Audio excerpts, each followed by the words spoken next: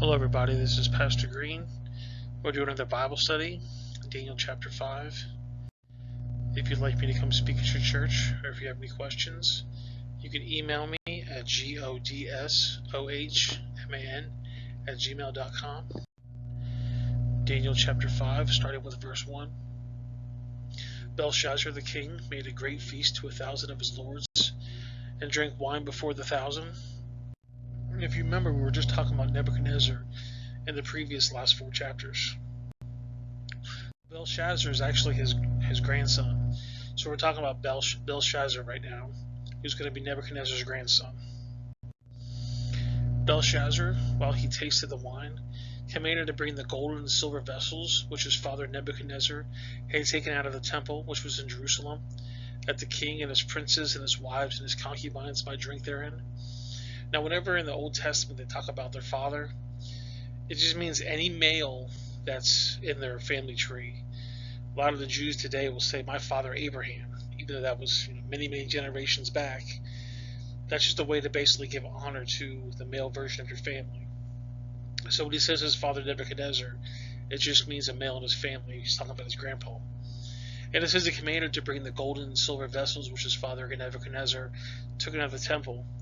So when Nebuchadnezzar came to Jerusalem to take all the people out of Jerusalem, he also raided the temples. He took all the gold and the silver and all the plates and bowls and everything, because he wanted to have valuable stuff in his kingdom.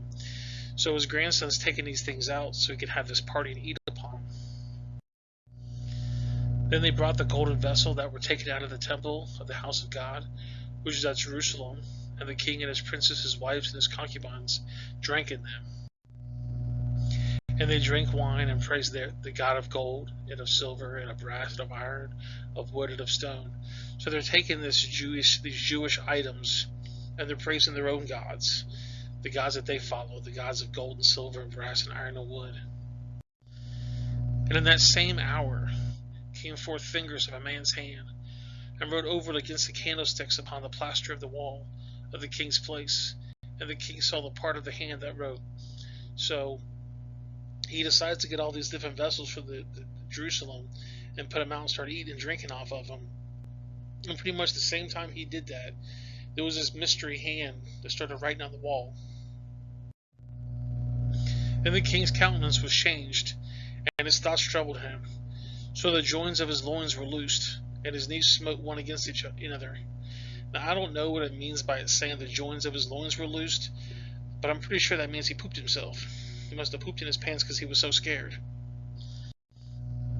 The king cried aloud to bring the astrologers, the Chaldeans, the soothsayers. And the king spake and said, the wise men of Babylon, whosoever shall read this writing, and show me the interpretation thereof, shall be clothed with scarlet, have a chain of gold about his neck, and shall be the third ruler of the kingdom. I don't know why he's asking these people, because if you remember when his grandfather Nebuchadnezzar had a dream, they couldn't read it. They were pretty much useless. So I don't know why he's calling them again. Not to mention Daniel's like the second in command of the kingdom. Well, I guess technically now he wouldn't be anymore because there's a new king, but I don't know why he wouldn't get him, because he helped his grandfather.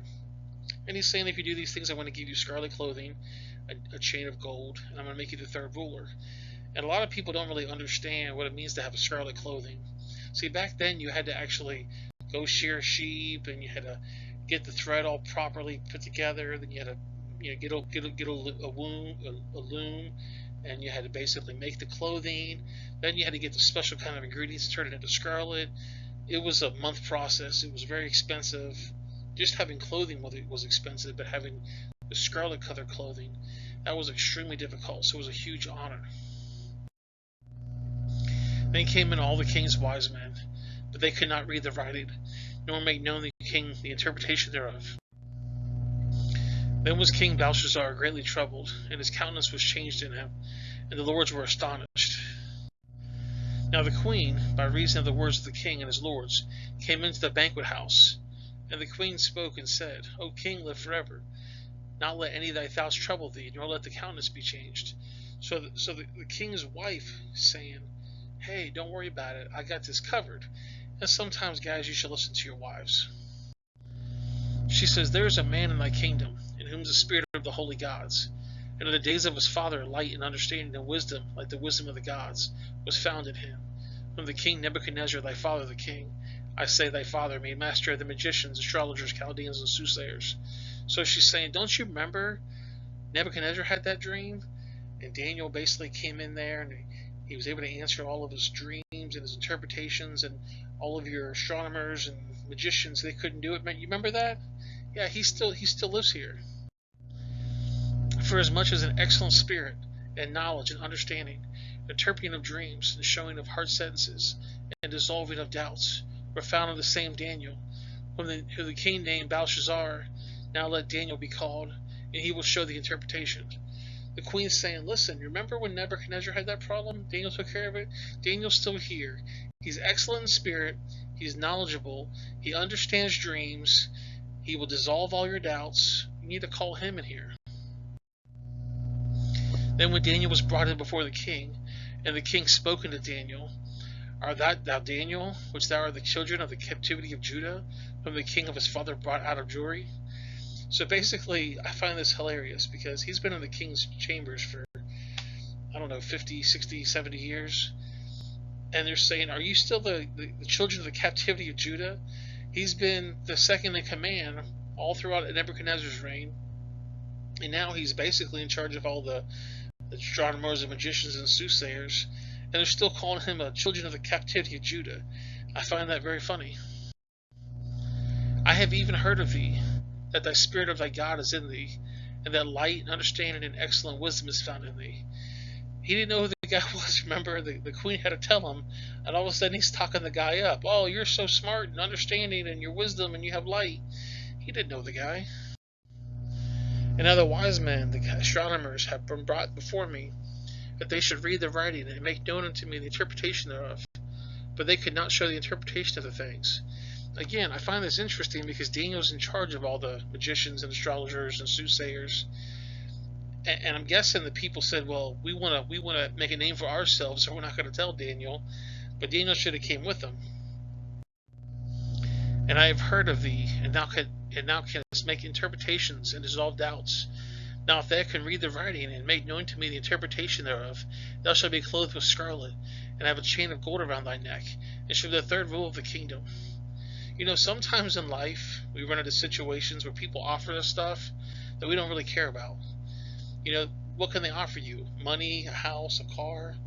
What if you're not driven by those things? What if you don't care about being rich and famous? What if you just want to live for God? That's how Daniel felt. Then Daniel answered and said before the king, Let thy gifts be given to thyself, and give thy rewards to another. Yet I will read the writing to the king, and I will make known to him the interpretation. Daniel's saying, I don't care about being rich and famous.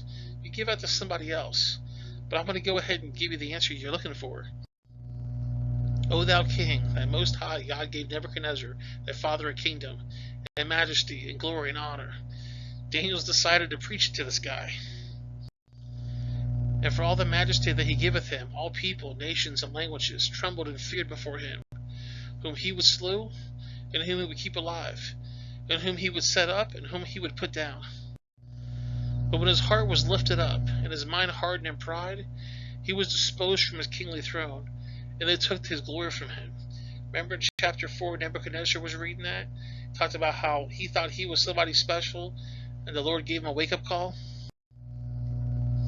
And he was driven from the sons of men, and his heart was made like the beasts, and his dwelling was like the wild asses. And they fed him with grass like oxen, and his body was wet with the dew of heaven, till he knew that the Most High God ruled in the kingdom of men, and that he anointed it with whomever he will. You see, Nebuchadnezzar got a big head. He thought he was somebody special. He built this big altar. He thought he was, this God.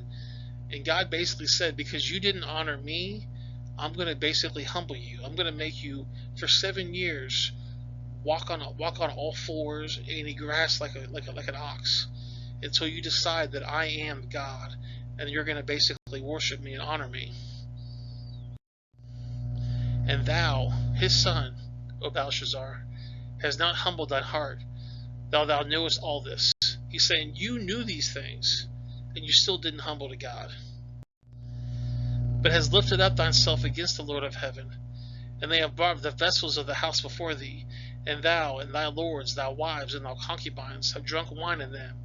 And thou hast praised the gods of silver, and gold, and brass, and iron, and wood, and stone, which see not, nor hear, nor know, and the God whose hand thy breath is, and whose all their ways thou hast not glorified. He's saying God controls your breathing, and you haven't given him glory. Guys, I got a question for you. You guys can comment below. What would happen if God decided to not let you breathe anymore? Took your breath away. The simplest things that you do, like your heartbeat, God allows these things. What would happen if God pulls himself away from you? You'd be in a big world of hurt. That was the part of the hand set from him, and this writing was written. He's like, I got to testify to you. I'm going to give you some gospel. Now I'm going to tell you what you asked me to do. And this was the writing that was written. Mene, mene, tekel upharsin. So he sees the writing on the wall. Mene, mene, tekel upharsin. This is the interpretation of the thing. Mene, God has numbered thy kingdom and finished it. He said mene twice. He's making sure you know your kingdom is finished. Tekel, thou art weighed in the balances, and you're found wanting. You know, you could have honored God, you could have gave him the glory, but you decided to get a big head, so you have found wanting. Paris, thy kingdom is divided and given to the Medes and Persians. Then commanded Belshazzar, and they clothed Daniel with scarlet, and put a chain of gold around his neck, and made a proclamation concerning him that he should be the third ruler of the kingdom. So Daniel said, I don't want those things, but they gave it to him anyways. And in that night, the same night, Belshazzar, the king of the Chaldeans, was slain. And Darius the Median took the kingdom, being about 62 years old, so 62 years old. Well, guys, that's the video. I appreciate you guys watching. If you have any questions, you can email. You can also comment below. Make sure you like and subscribe, and if you haven't done so, please do so. Also, if you think somebody might like this, go ahead and share it with them. In the bottom right of the screen, I'm going to put the Daniel Bible study, so you can start back in verse 1, chapter 1. Top left is going to be the Exodus Bible study, and the bottom left is going to be a random video of the YouTube things you're going to like. Appreciate you guys watching. I'll see you guys next time. Have yourself a great day.